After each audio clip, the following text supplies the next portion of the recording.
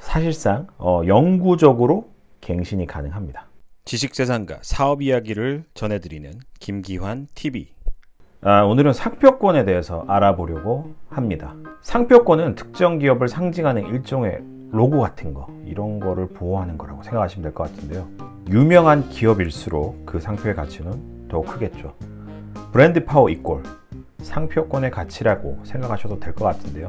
누군가가 열심히 공들여서 이 만들어 놓은 브랜드 파워에 숟가락 얹어서 어부지리로 이득을 본다면 매우 불쾌한 일이죠. 일단 상표권에 대한 개념에 대해서 먼저 좀 소개를 해드릴 필요가 있을 것 같아요. 상표권은 문자, 기호, 숫자, 도형, 색상, 문구, 디자인 등과 이들의 조합을 보호하는 것입니다. 이 상표권은 해당 상표권 권리를 가진 기업이 주로 판매하는 상품과 서비스를 지정해서 출원을 하게 됩니다. 그리고 상표 심사관들이 심사하여서 등록 여부를 결정하게 되죠.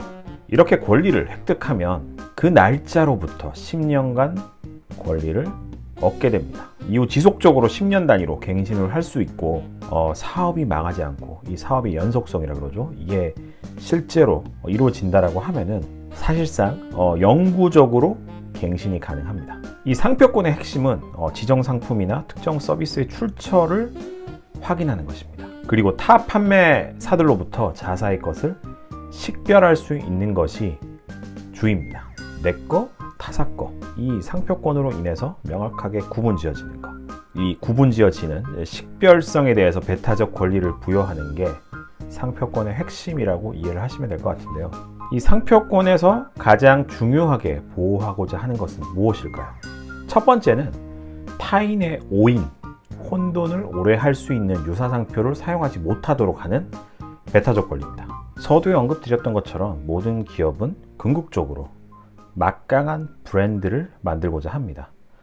그러니까 좋은 제품 만들어서 광고 많이 하고 우리 브랜드 가치를 높여서 결국은 우리 브랜드만 봐도, 우리 제품의 로고, 우리 기업의 로고, 우리 기업의 상표만 봐도 고객들이 신뢰하고 고민 안 하고 비싼 금액을 지불하고 물건을 사게 하는 거. 이게 기업의 궁극적인 마케팅 전략이다 라고 생각하시면 될 것 같은데요. 이게 브랜드 파워죠. 쉽게 얘기해서 이름값.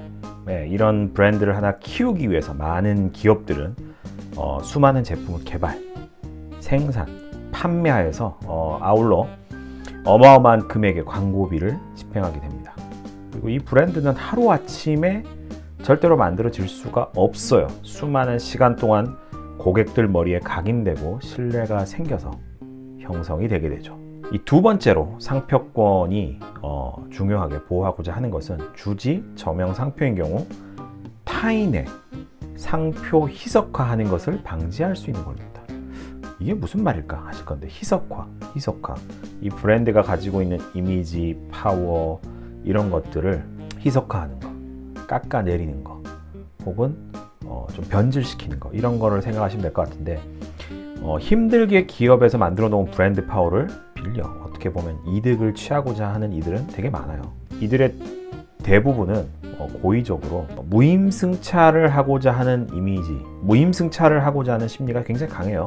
근데 이제 지금 말씀드리는 상표 희석화는 어떻게 보면 이제 직접적인 이득을 보기보다는 못 모르고 하는 경우가 좀 많다고 해요. 저작권에서 말하는 이제 패러디 개념처럼 그렇게 이제 재미라든지 뭐 어떤 시도 이렇게 하는 경우도 있습니다. 근데 고의든 타이든 힘들게 만들어 놓은 브랜드에 흔히 말로 이제 스크래치 내는 것을 방지할 수 있는 권리가 상표권을 보호하는 목적 중에 하나입니다. 예를 들어서 첨단 기술의 집합체인 스마트폰으로 유명한 애플사의 상표권을 도용해서 청소하는 업체 상표를 만들었다면 어떨까요? 그리고 일반인들이 보았을 때 상표가 굉장히 혼돈스러울 정도로 닮았다고 한다면 애플사가 가지고 있는 이미지가 청소업체 상표로 인해서 저급하게 느껴지거나 더러운 이미지 등의 다소 부정적인 이미지가 오버랩 될 수가 있어요. 이런 부분이 상표 희석하다 라고 생각하시면 될 것 같습니다. 상표권은 문자, 기호, 숫자, 도형, 색상, 문구, 디자인 등과 이들의 조합을 보호한다고 설명을 드렸는데, 이거 외에도 상표권으로 식별성 있는 색상, 냄새, 소리, 상품의 형태, 때로는 이제 포장까지도 트레이드 드레서로 등록이 가능합니다. 즉 입체 상표로 등록이 가능하다는 얘기죠. 어떤 상표, 브랜드를 대표하는 소리나 향 같은 것들, 예를 들어서 인텔 인사이드, 딴딴딴딴 뭐 이런 음을 한때 TV CF에서 많이 들었잖아요.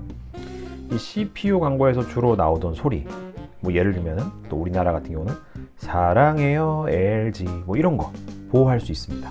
그리고 치매 사례에 관해서 소개를 하나 해드리자면 LG 생활건강이 리엔이라는 샴푸로 대표되는 이 화장품 브랜드를 먼저 출원해서 쓰고 있었어요. 근데 이제 이후에 저는 이 브랜드를 코웨이가 하는 건지 나중에 알았는데 리엔케이라고 많이들 들어보셨죠. 이 코웨이가 방판 조직을 통해서 굉장히 흥행했던 화장품 브랜드입니다. 이 리엔케이 상표 침해 사례를 들 수 있을 것 같은데요. 이미 LG 생활건강이 먼저 화장품 상품 카테고리에 출시하고 많은 제품들도 갖추고 비즈니스를 해왔습니다. 판매도 많았고 무엇보다 어마어마한 TV 광고비를 어마어마하게 집행했죠. 이 브랜드를 키우기 위해서.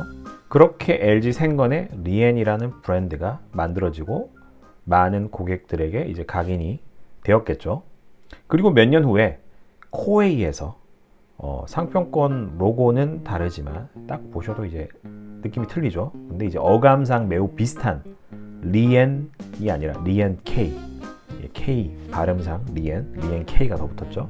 리엔케이라는 상표로 화장품 사업을 시작하게 됩니다. 그리고 이제 먼저 화장품이라는 같은 제품 카테고리에서 충돌이 일어나게 됩니다.